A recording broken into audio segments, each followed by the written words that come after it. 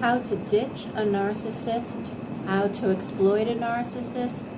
We're going to go over both. I haven't seen many videos where it's talked about how to exploit a narcissist. And while it's not the most kind thing to do, it's kind of fun and pretty easy. Okay, basically what you're doing is just agreeing with everything they say. You're agreeing with everything they say and you're telling them they're wonderful. You're the smartest person in the world. You're the most beautiful, whatever. You're the most handsome.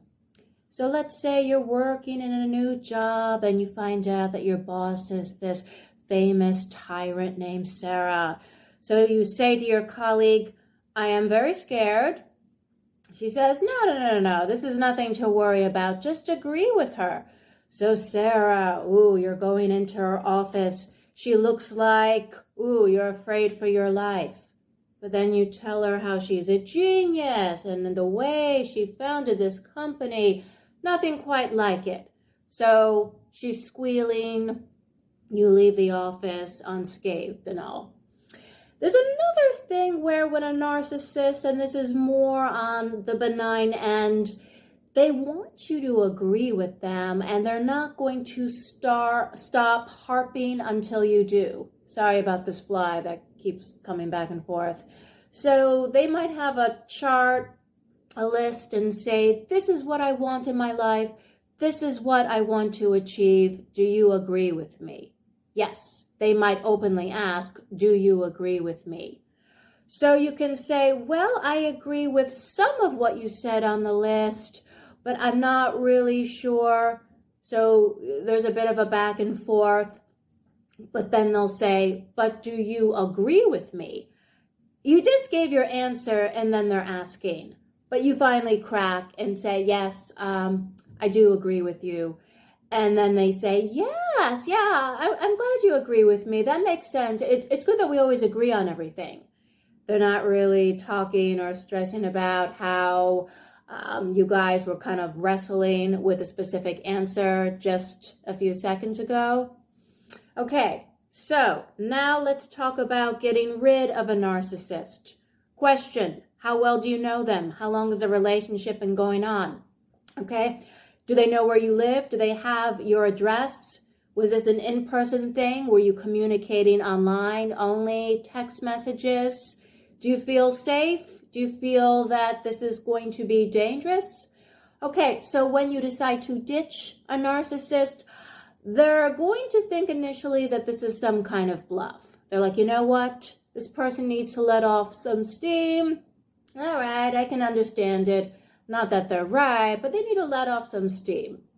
And they most likely don't believe it because maybe for a long time you've been saying, or maybe not too long of a time, I can't take this anymore. I'm going to block you. I do not want to see you. I'm moving out or I'm filing for divorce. So it hasn't happened yet, so they're going to have to assume that it's a bluff. Then you do it. You move out. You block them. You cut contact. Okay. Their confusion is going to turn to rage. They're going to be shocked. So, yes, they're going to lash out. They're going to find a way to lash out. They're going to be shocked and rage. So they will lash out at you. Okay. When then that doesn't work, they're going to turn on the pity party, say something like, well, I can understand why you don't think much of me. Most people don't. I really was raised wrong. Well, I guess that's why I turned out bad. Yeah, I'm really no good. So just ignore that part. Also, lots of people have had rough, difficult lives, a difficult time, but they choose not to abuse people. So that's that. I actually was in a relationship with a narcissist. I didn't really know what was going on, what they were doing. So I made a phone call to a clinician and all. So I described the behavior. And of course, the clinician, they said, rightfully so, well, I don't know for sure. I can't diagnose them over the phone and all. They would have to be there. I can't just go with what you're saying. But it sounds like a personality disorder, and they were leaning towards narcissism. Okay, So I made the mistake. I said to the narcissist, oh, well, I spoke with a therapist. The therapist said that you are a narcissist. So what was interesting is that they didn't actually get angry. They were just there to discredit the therapist. They said, well, you really can't trust anything a therapist says. Yeah, all therapists are deeply disturbed. That's why they get along with really deeply disturbed people that they try to treat. But if you see a therapist, it's never going to go anywhere because they're so deeply disturbed. Well, I don't even know why anyone's bothering. It's like the blind leading the blind. Okay, yeah, that doesn't really make sense. But anyway, in general, if they're raging at you once you break up with them and all, they will be in shock when all of this is happening because they feel entitled to do anything they want.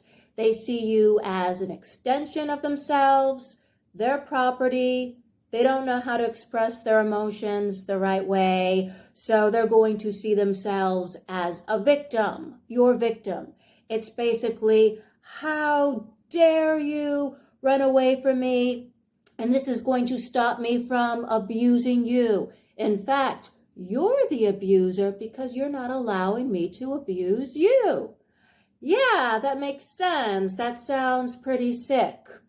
Now, when I officially broke up with the narcissist that I knew, he did think it was a bluff. He pretty much saw it as a chess move, okay? So as I go down the stairs, go in a cab, I reach, get in the cab door, I'm in the cab, I peek over.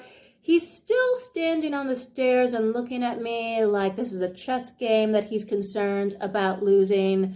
So he calls me and says, why don't you just calm down and go back into the apartment? I had actually broken up with him in the apartment. I felt safe for whatever reason, but I was lucky. I think it just took him off guard. But when he told me to come back into the apartment claiming that I left some things, I didn't. I had a really bad feeling, and I sensed he would turn violent that time. So I said, you know what? Whatever you have, just keep, just leave. So the reality had hit him, so he goes, oh, wow. Called me a lot of names, really demeaning names, and then tried to scare me, claiming that when we were intimate, he had recorded it and then sold it. So he's like, oh, wow, yeah, you should see yourself on camera. Wow, you have a new career on your hands. I just told him good night and then hung up. I never heard from him again. Okay, I did change my number, but when there's a will or a way. So if he really wanted to, he could have found a way. He didn't know where I lived, so that was, that. But he most likely had other narcissistic supply on standby to come in right away or just groom. I was the most reliable, I'm sure, but he probably thought, you know what, the aggravation isn't worth it. I'm not going to bother.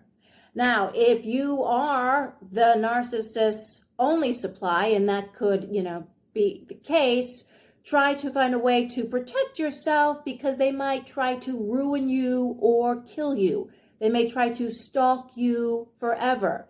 Is there a way to make yourself really undesirable and make it look like it's their idea first, or just really undesirable?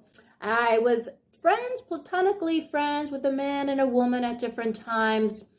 They were more leechy, not malignant, more psychic vampires. So I said to them, you know what, I really can't be friends with anyone because I'm deeply disturbed and I should probably check myself into a mental hospital. They said, okay, you can't be friends with anyone. I get that. But yes, I definitely think you should check yourself into a mental hospital. Yeah, you should probably move in there. So that worked. I also never saw them again. But with everything else, just take precautions, be safe, and thanks for watching.